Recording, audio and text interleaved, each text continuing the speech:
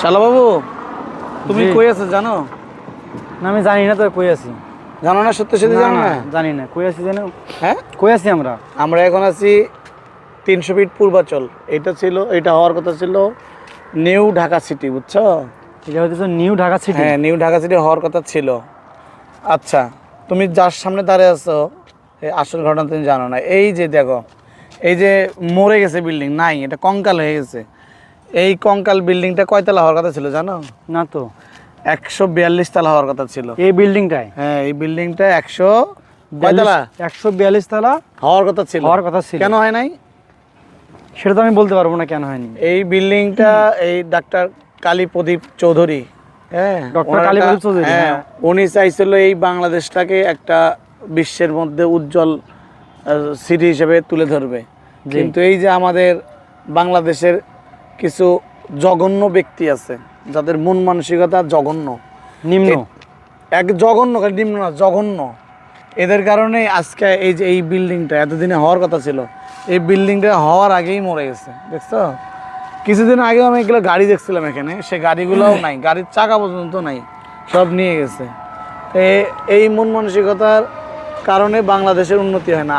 এই পুরা অত্র এলাকাটা এই প্রজেক্টের আওতায় ছিল, এত বড় হইতো, এত সুন্দর হতো, বিশ্বের কাছে বাংলাদেশ মাথা উঁচু করে দাঁড়াতো যে আমরাও পারি, কিন্তু সেটা হইতে দেয় নাই কিছু জঘন্য ব্যক্তির কারণে। তোমার এখন এই কথা শুনে কি ভালো লাগলো? অনেক খারাপ লাগতেছে। তুমি হাসতেছো কেন? এটা তো খারাপ কথা, এটা কষ্টের কথা, তাই না? অনেক কষ্টের কথা এটা। হ্যাঁ, এটা অনেক কষ্টের কথা। আমাদের দেশ অনেক উন্নত হইতো। কাঁদতেছে, ওই শুনেই কাঁদতেছে, ওই যে চোখ দিয়ে পানি পড়ছে, দেখছো সেটা? জি দেখছি। তুমি হাসতেছো। এটা আমাদের দেশ অনেক উন্নত হইতো।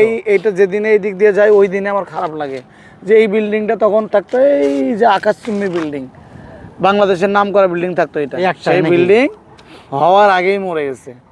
গাছপালাগুলো সাক্ষী, কি কষ্ট। আরে এটা কি এরকম থাকতো?